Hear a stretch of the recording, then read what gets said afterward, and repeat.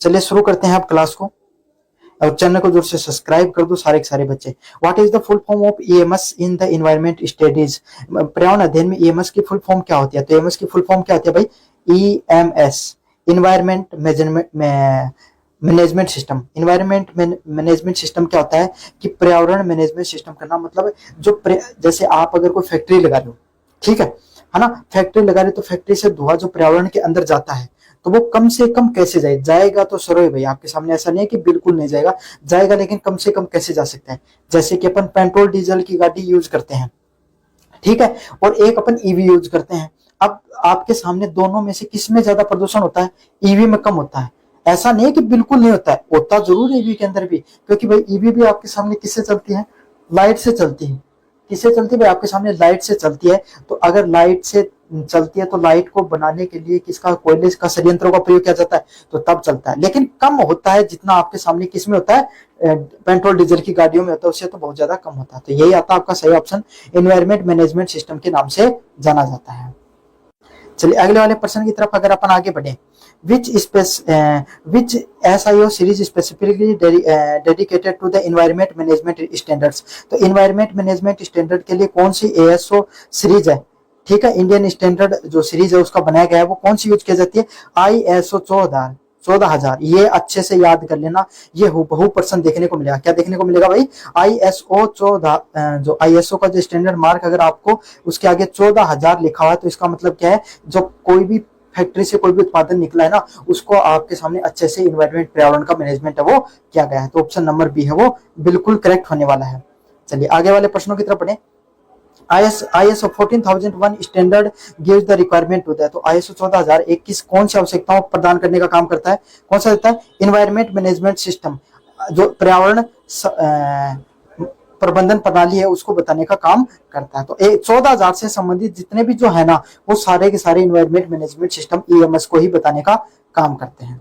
चलिए अगले वाला है, buying energy saving LED bulb reduce the electricity bulb bills belong to which dimension of environment management? बिजली bill कम करने के लिए ऊर्जा बचत करने वाले LED बल्ब खरीदना पर्यावरण प्रबंधन के किस आयाम से संबंधित होता है? मतलब आप क्या कर रहे हो, आप अपनी बिजली का बिल बचाने के लिए, ठीक है, आप क्या कर रहे हो, आपके सामने LED को बल्ब खरीद रहे हो। अब क्या होगा, एक तो आपके घर की बिजली का बिल बचेगा, उसके अलावा जो बिजली की खपत है वो भी कम होगी। तो बिजली की खपत कम होगी तो इतने ही और लोगों के पास जाएगी, उतनी बिजली बनाने में जो आपके सामने क्या होता था, जो पर्यावरण का नुकसान होता था वो भी बच जाता उससे। तो इसका सही आंसर क्या होगा? इकोनॉमिक डायमेंशन देखने को मिलती है। कौन सी देखने को मिलती है भाई?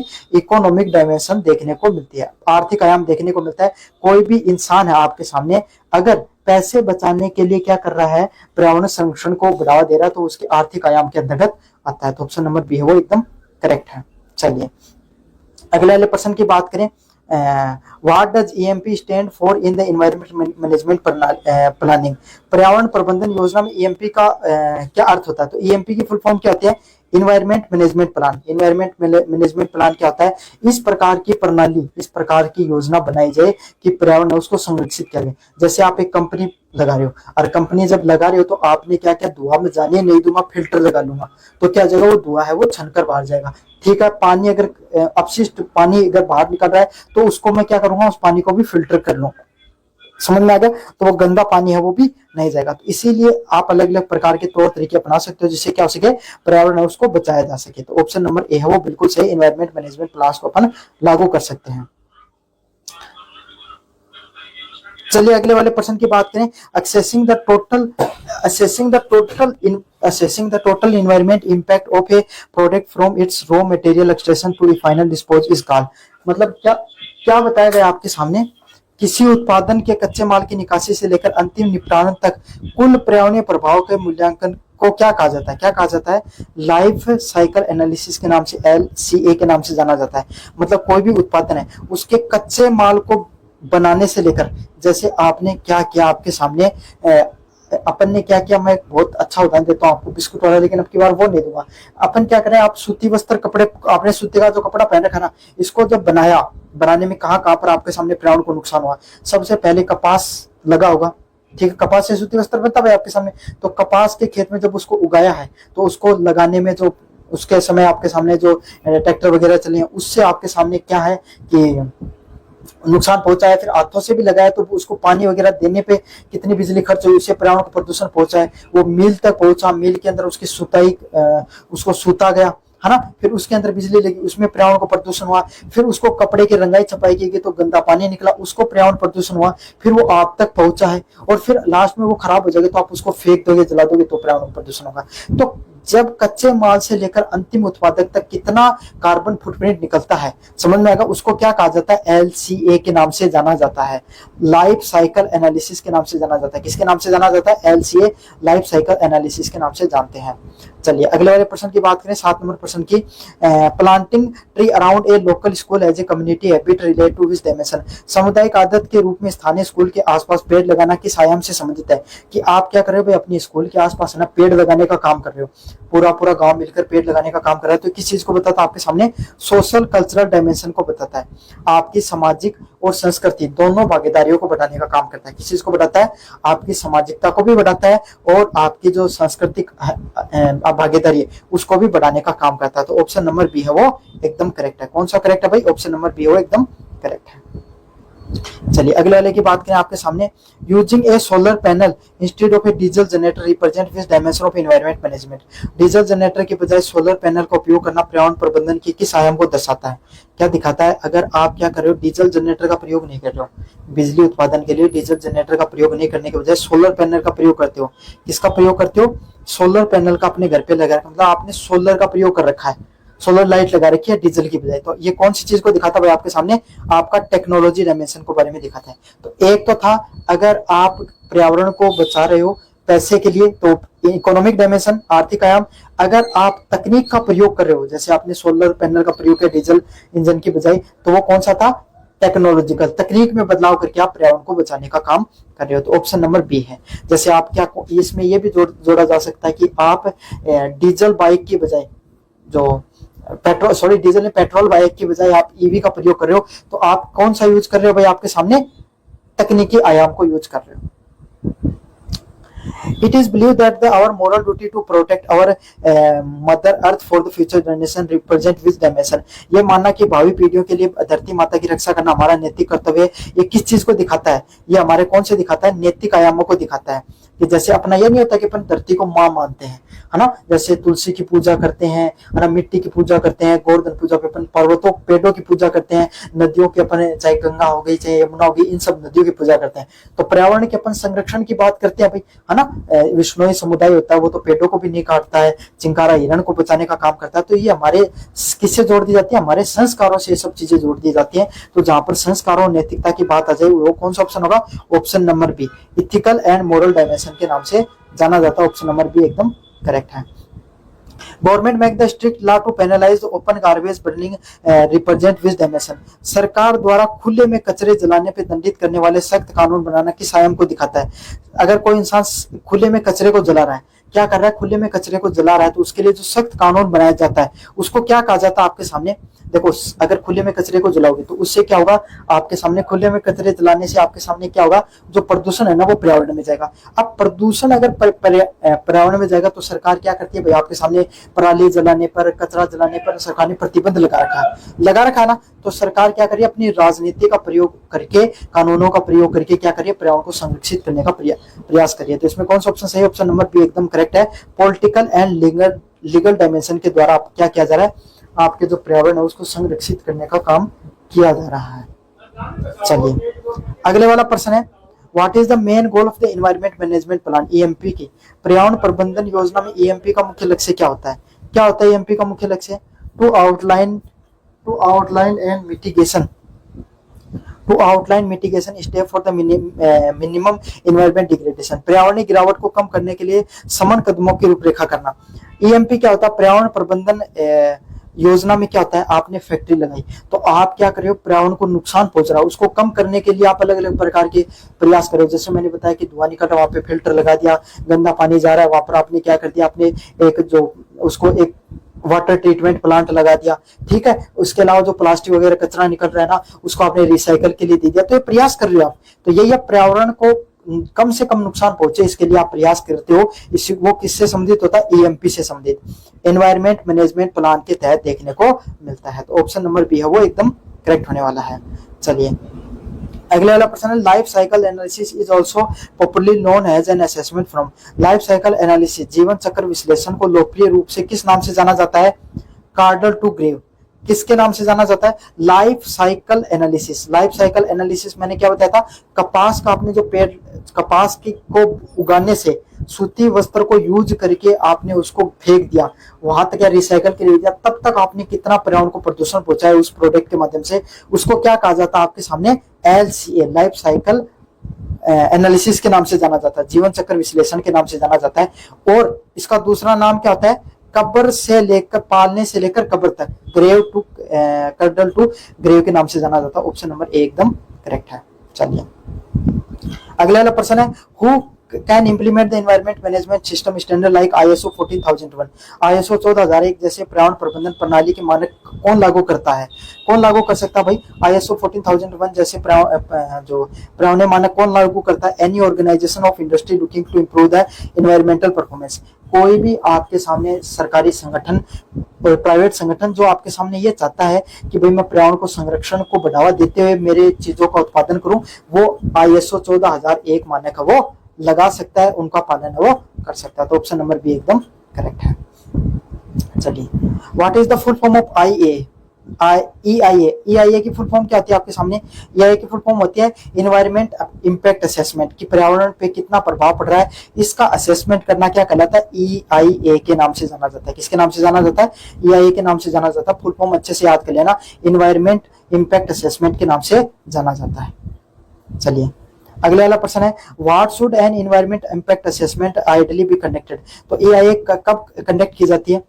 बिफोर द कमेंसमेंट और अप्रोप्रिएट प्रोजेक्ट, किसी परियोजना की शुरुआत या स्वीकृति से पहले, मतलब कोई भी परियोजना है ना उसको शुरुआत करने से पहले EIA लागू की जाती है। इन्वायरमेंट देखो कोई भी फैक्ट्री लगा, EIA क्या होती है मैं बताऊं आपको।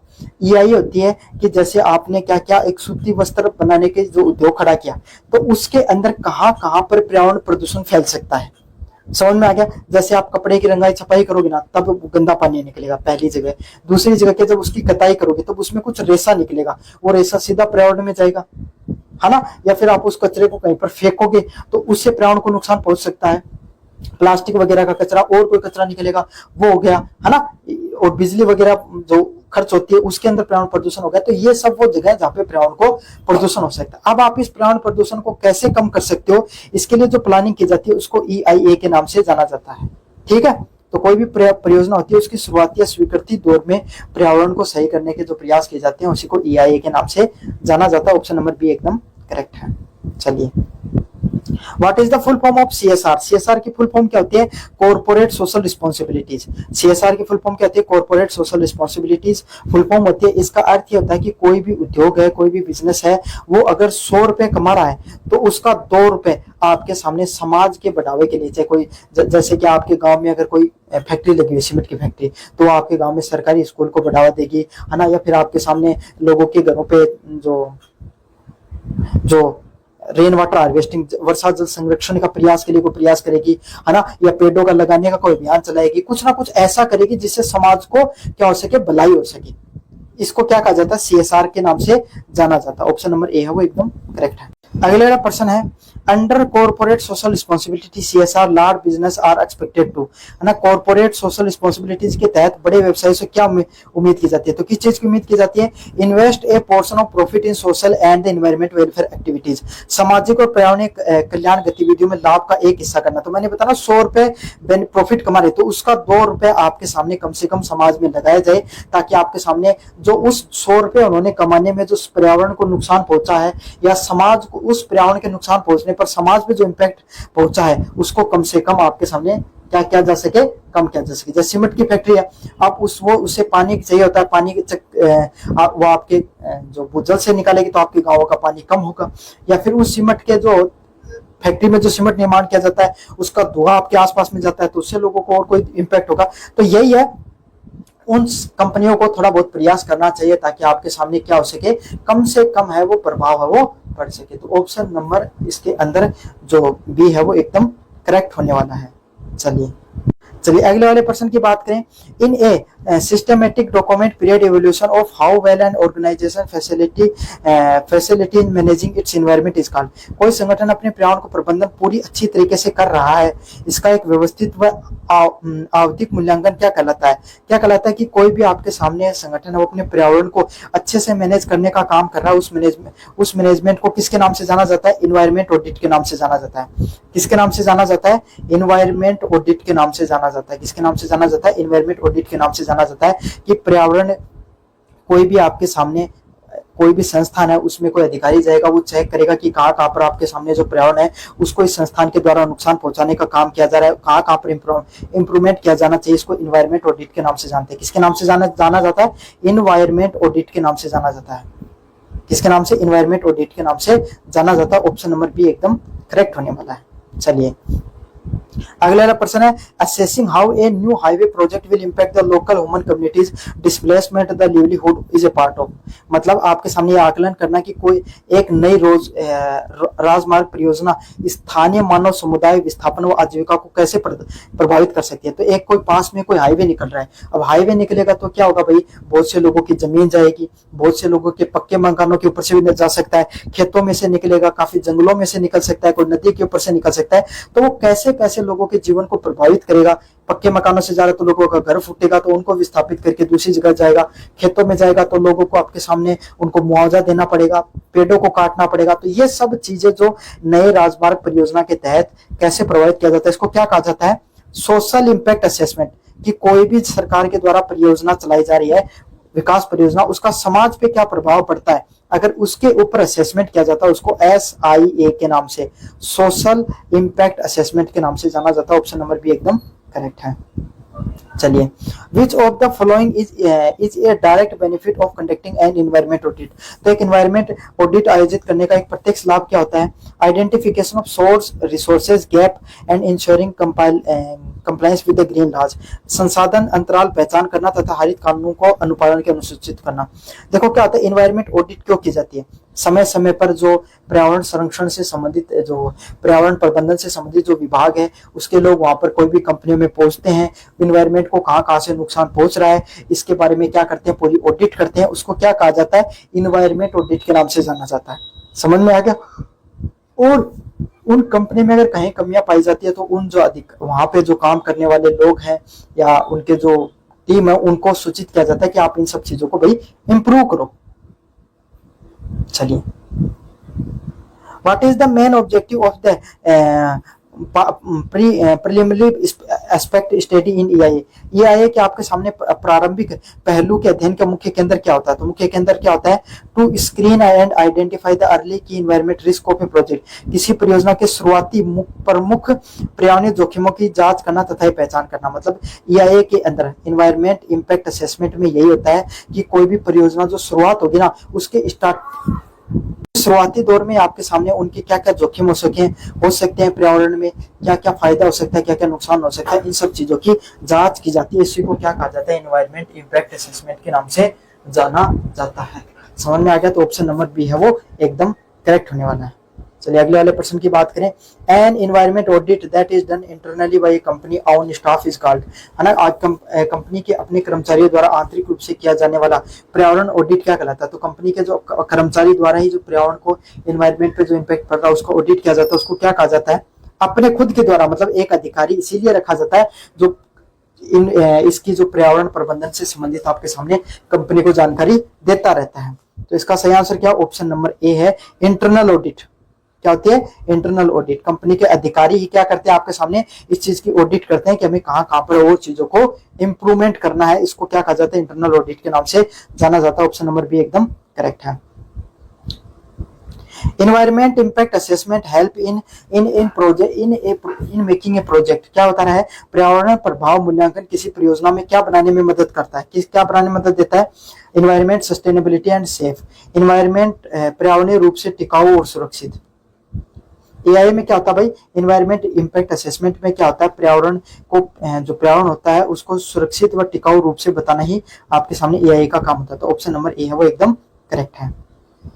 चलिए अगले वाला है social impact assessment SIA focus primary और सामाजिक प्रभाव मूल्यांकन किस रूप पे ध्यान केंद्रित काम करने का काम करता है? Human being and local communities. जो SIA होता है, सोशल इम्पैक्ट असेसमेंट, समाज के ऊपर कोई भी चीज का क्या प्रभाव पड़ेगा इसका आपके सामने पूरा पूरा ध्यान केंद्रित किया जाता है। किस किस चीज को सुधारने का काम करता है कि लोगों की, ह्यूमन बींग्स की, और जो वहां पर रहने वाले लोकल लोग हैं उनकी जीवन पे क्या प्रभाव पड़ रहा है, इसके बारे में आपके सामने जो क्या की जाती है, पूरी रिपोर्ट बनाई जाती है, उसको SIA कहा जाता है। तो मेरा नाम है मोहित और आपका स्वागत हमारे यूट्यूब चैनल हिस्ट्री चैंपियन में। तो जैसा कि आप जानते हो, आपका BA जो थर्ड सेमेस्टर का जो पेपर हुआ था SEC का, स्किल एनहेंसमेंट कोर्स का, उससे संबंधित जो इन्वायरमेंट मैनेजमेंट का आपका पेपर हुआ है उसकी आंसर की है वो आपके सामने मैं लेकर आ गया हूँ। 50 नंबर का पेपर हुआ था और आपको पास होने के लिए, नॉन कॉलेज का पेपर है तो 20 नंबर आपको इसमें पास होने के लिए चाहिए। तो चलो शुरू करते हैं अपन पहले नंबर प्रश्न से। पर्यावरण प्रबंधन का मुख्य उद्देश्य क्या है? तो इन सभी ऑप्शंस में पर्यावरण प्रबंधन का मुख्य उद्देश्य क्या बताया गया था? ऑप्शन नंबर सी, पर्यावरण की सुरक्षा और संरक्षण करना पर्यावरण प्रबंधन का क्या होता है? मुख्य उद्देश्य होगा। तो 1 नंबर प्रश्न, उसका सही आंसर क्या होगा? ऑप्शन नंबर सी होगा। और ये वाला प्रश्न मैंने जो क्लास नंबर 4 ली थी उसमें करवाया था आपको। लगभग प्रश्न है वो अपने कराए हुए कंटेंट से ही आया है। काफ़ी पॉजिटिव कमेंट देखने को मिले आज के पेपर से मुझे। प्रश्न नंबर 2 की बात करें, पर्यावरण प्रभाव आकलन EIA आमतौर पर कब किया जाता है? तो कब किया जाता है? EIA को कब लागू किया जाता है? परियोजना शुरू होने से पहले। तो कोई भी परियोजना है, कोई भी प्रोजेक्ट शुरू होने से पहले EIA को लागू किया जाता है। इसका सही आंसर होगा 2 नंबर का, ऑप्शन नंबर ए। 3 नंबर प्रश्न, अम्लीय वर्षा के दौरान वर्षा जल का pH कितना हो जाता है? तो आपको पता है 7 से कम होता है, वो कौन सा था? अम्लीय वर्षा होती है और 7 से ज़्यादा क्षारीय हो जाती है। तो अम्ल इसमें जो 7 से कम होगा वो ऑप्शन कौन सा? ऑप्शन नंबर ए 5.6 है, वो क्या है? अम्लीय का दर्शाता है। तो इसका सही आंसर क्या होगा? ऑप्शन नंबर ए होगा 3 नंबर का। 4 नंबर प्रश्न है, निम्नलिखित में से कौन ISO 14001/2015 का लाभ नहीं है? तो इसमें से कौन सा है? संसाधनों को कुशलता में सुधार करना। तो 4 नंबर प्रश्न है, इसका सही आंसर क्या होगा? 4 नंबर प्रश्न का सही आंसर ऑप्शन नंबर डी होगा, उत्पाद डिजाइन में सुधार करना। तो इसका सही आंसर क्या होगा 4 नंबर का? 4 नंबर का सही आंसर होगा ऑप्शन नंबर डी होगा। 5 नंबर प्रश्न है, सतत विकास के स्तंभों से संबंधित कौन सा संयोजन गलत है? तो 5 नंबर प्रश्न है, इसका सही आंसर क्या होगा? ऑप्शन नंबर डी होगा, राजनीति पर्यावरण प्लस इजिकल टू सैन्य। तो सतत विकासों के स्तंभ कौन सा संयोजन गलत है इसमें? ये जो पर्यावरण, राजनीति प्लस पर्यावरण इजिकल टू सैन्य। तो अगर आपका अगर पेपर है आगे के टाइम में इन्वायरमेंट मैनेजमेंट का और आप इस वीडियो को देख रहे हो तो आपको सॉल्यूशन जरूर मिल जाएंगे इसमें, लेकिन आपको डिस्क्रिप्शन में अगर पूरा देखना है तो डिस्क्रिप्शन में, मतलब पूरा थ्योरी भी आपको समझनी है साथ के साथ, तो डिस्क्रिप्शन में लिंक दूंगा मैं प्लेलिस्ट को, वहाँ पर जाके देख लेना। 3-4 क्लासें ले रखी है, सब में मैंने बहुत अच्छे से थ्योरी कराई है। ये पेपर भी लगभग उसी से पढ़ा था।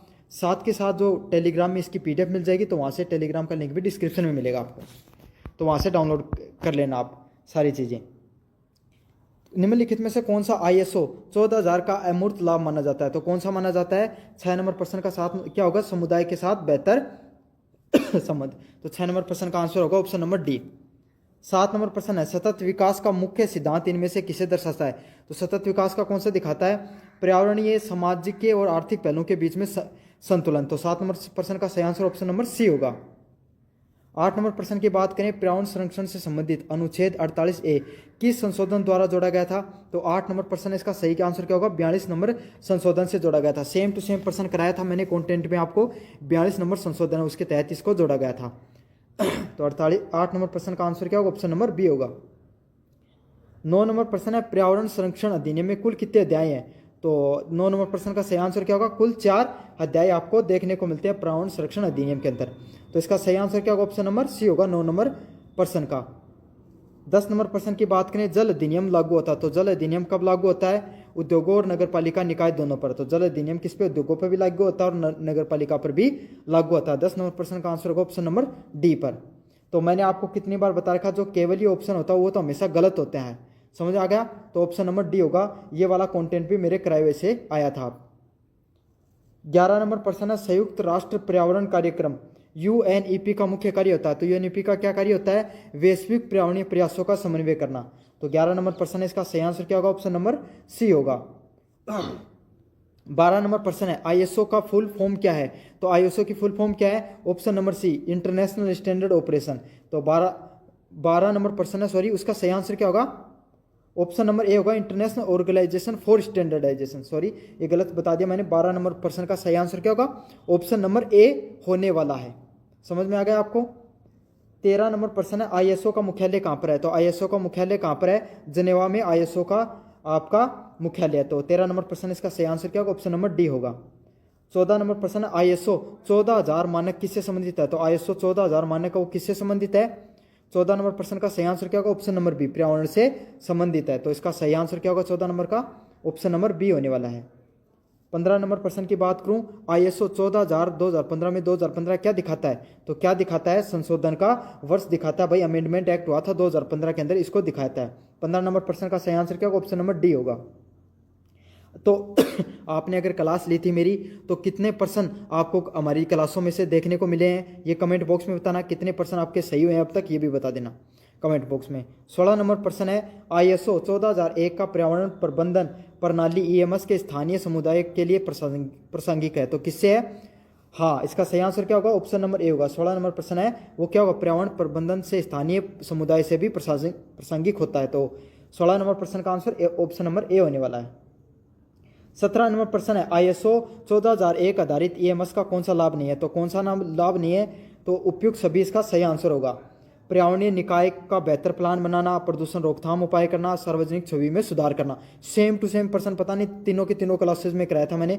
17 का आंसर क्या होगा? ऑप्शन नंबर डी होगा। 18 नंबर प्रश्न है, ईआईए में देश और पर्यावरण प्रभावों का मूल्यांकन किया जाता है। तो किसमें किया जाता है? सकारात्मक और नकारात्मक प्रभावों, पर्यावरण के प्रभावों पर मूल्यांकन किया जाता है। तो 18 नंबर प्रश्न, इसका सही आंसर क्या होगा? ऑप्शन नंबर ए होने वाला है। 19 नंबर प्रश्न है, ईआईए में पर्यावरणीय प्रभावों की भविष्यवाणी आमतौर पर कैसे होती है? तो कैसे होती है? तो आपका जो 19 नंबर प्रश्न है, इसका सही आंसर क्या होने वाला है? 19 नंबर प्रश्न का सही आंसर होने वाला ऑप्शन ए, गुणात्मक है वो भविष्यवाणी होती है। तो 19 नंबर प्रश्न का सही आंसर ऑप्शन नंबर ए होगा। 20 नंबर प्रश्न की बात करें, भारत में ईआईए की औपचारिकता रूप से किस वर्ष में शुरू किया गया था? तो भारत में ईआईए कब से शुरू हुआ था? ऑप्शन बी, 1976-77 में ईआईए औपचारिक रूप से शुरू हुआ था। तो 20 नंबर प्रश्न का सही आंसर ऑप्शन नंबर बी होगा। 21 नंबर प्रश्न की बात करूं, निर्णय लेने की प्रक्रिया में ईआईए का एक क्या है? तो 21 नंबर प्रश्न का सही आंसर क्या होगा? व्यवस्थित उपकरण माना जाता है इसको। 21 का आंसर ऑप्शन नंबर डी होगा।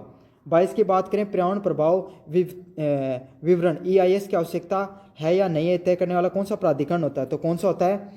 पर्यावरण, वन्य और जलवायु परिवर्तन मंत्रालय, MOEFCC। तो जो 22 नंबर प्रश्न है, इसका सही आंसर क्या? ऑप्शन नंबर सी होगा। 23 नंबर प्रश्न की बात करें, सतत विकास शब्द का क्या अर्थ होता है? तो सतत विकास शब्द का क्या अर्थ होता है?